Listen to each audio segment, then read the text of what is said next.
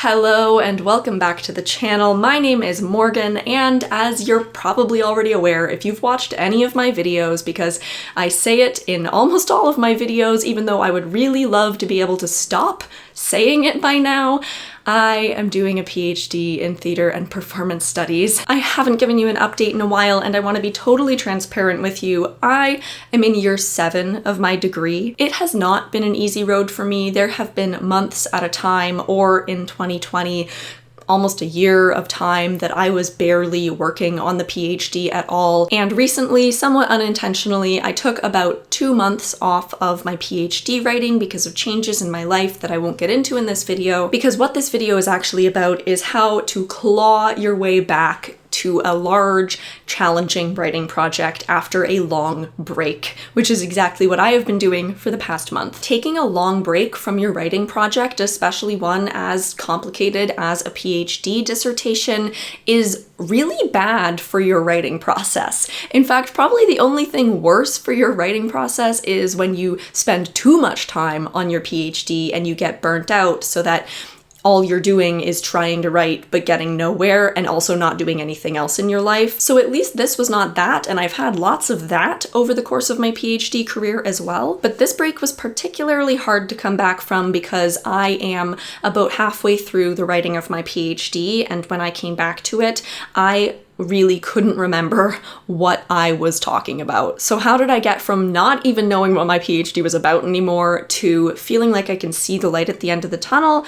I'm going to get into that, but first I wanted to thank the sponsor of this video, which is Scrintal. Scrintal calls themselves the playground for the mind, and that title is not unwarranted. Scrintal lets you integrate your zettelkasten with your project planning, with your writing process, all in the bounds of a single app, and they recently released a new AI assistant, which helps you just do that even more seamlessly. Now, I don't really talk about AI on my channel, and I don't partner with businesses who present to me an AI project that they want to collaborate on, because I still have my own concerns around AI and intellectual property and citations, especially for an academic project where that is so important. But because I was already partnering with Scrintal, I did want to tell you about this new tool, the AI assistant, so I tested it out, and I will say, I do think it's going to be a huge help for some people in the writing process. The AI assistant in Scrintal actually lets you pull blocks, which are the building blocks of your Scrintal, into the AI assistant, and then you can ask questions about those blocks, which, as you can imagine, would be super helpful in a zettelkasten, where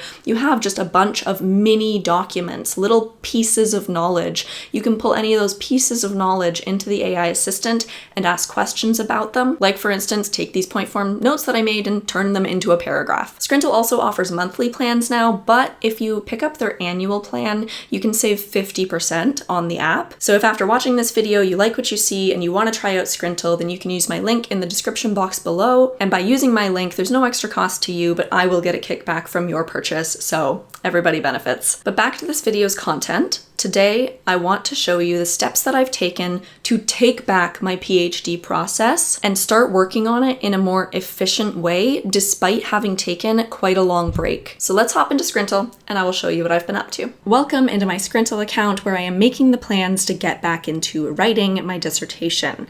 Right now I'm on the desk, which is an infinite canvas space that is good for things like fleeting notes and planning before you turn something into a permanent board, which is like a location you can store your notes, or a permanent note itself called documents in Scrintal. And here are the steps that I am taking to get back into writing. First of all, I wanted to identify exactly where I am and take stock of that so that I'm starting from a realistic and honest take on how much I have finished and how much I still have to do. Secondly, I made a plan for how I am going to achieve that. Thirdly, I summarized what I've already done. This has been a hugely helpful step. Because it's been so long, I wanted to create summaries of what's already happened so that at a glance I can remember what the heck I've been doing. I have like 70 pages written already, so I don't want to have to read 70 pages every time I have a small break from writing anymore. Step 4, I am making task lists for each chapter, and this is hyper-specific tasks. For instance, you still need to define the terminology on page 4 of chapter 2. Step 5, I am collecting all of the materials I need to do those tasks. For instance, if I need a definition of something, then I'm actually linking the note from my zettelkasten where I have the definition. And that way, once I'm done this whole planning process, I have everything I need at my fingertips to put into my actual document. And then finally, get back to writing. And particularly steps 3, 4, 5, 6 are ones that kind of cycle. Like, as I add to my writing, I need to add to my summary. And as I review my writing, that might mean I need to add more tasks, etc. But let's start with step number 1, which is identify where you are. The way that I did this was just by creating a template for a monthly calendar in Scrintal, and I took some notes where they offer space for that on the side of the calendar. I won't read these notes out, but if you wanted to pause the video and see where I was at with my dissertation after my break, feel free to read that now. The important thing here is just to be honest with yourself about where you are and write it down somewhere so that it's real. The second part of acknowledging where I was at was also writing down what still needs to happen, which I did in this kind of broad to-do list, and it's things like write chapter 3. Sometimes people tell you not to make to-do lists that have such broad tasks on them, like write chapter 3, because that can get overwhelming and there's no like clear actionable steps as to how to write chapter 3. But I'm getting to those like more granular to-do lists later on. This is just really broadly, what are the steps that are going to get me to completion? Again, I won't go over these are unique to me, but feel free to pause the video. So now that I know where I am and where I need to get to, the second step is to plan how I am going to get there. And the how for me right now is really just putting in the time, and time is a bit scarce right now for me. But I used the monthly calendar in Scrintal to kind of write down the days where I reasonably think that I can work on my PhD. So this is a calendar of November and then a bit of December. I've already written in all of the days and amount of time that I think that I can work on my PhD, and I'm gonna try to hold myself to that. The ones that are colored have already passed. The red ones I didn't end up achieving, and the green ones I did end up achieving, and I actually need to update this one because over this past weekend, I didn't actually get any PhD work done. Giving myself deadlines doesn't really work for me. It puts way too much pressure on myself, and then I don't end up working, I just end up stressing.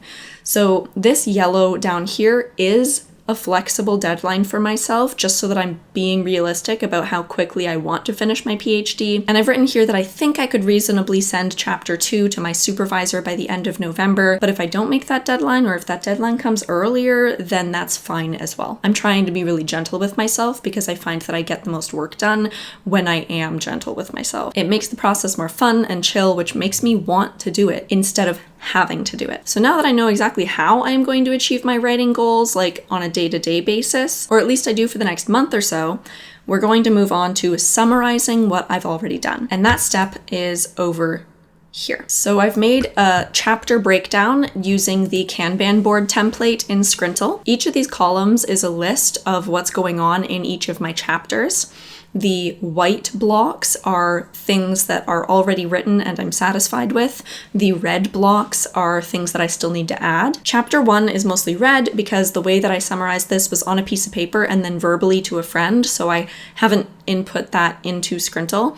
However, chapter 2 is mostly white because I wrote down in this vertical list form every argument that I was making in chapter 2. So you'll see there's not much text there. Each item is quite small. It's like just a phrase to remind me of what I'm doing. And I'm sorry that chapter 2 has to be blurred out, but these are things that I'm still working with and I'm not ready to share yet. So I summarized chapter 2, and now I've got this really brief overview of the entire chapter that I can use to remind myself of what's going on when I get back into the writing. I cannot overstate the importance of this step. I think it was the most influential thing to helping me get back to writing a lot quicker. The summary of your writing can really just be point form of the major arguments that you're working with. The way that I made this was by reading the entire chapter once and then reading it again with writing down the major arguments in point form notes. Now let's move on to step 4, making a specific task list. As I was reading through chapter 2 to summarize it, I also, of course, stumbled upon things that still needed to be added or edited in my writing of that chapter. And that is the little red blocks that you see throughout chapter 2 here. So summarizing and making a task list might happen simultaneously. They did for me. And I just colored something red if it was something that still needed to be added to the summary of the chapter, still needed to be written. Chapter 1, I just put the things that still need to happen because I have a good grasp of that chapter already, summary-wise. And then my introduction, I'm waiting to write until the very end because I know things could still change in my dissertation writing. The way I found things to put into my intro column was in the summarizing of chapter 1, I found things that I brought up that would need an introduction in the introduction, so I just made a note of each of those things.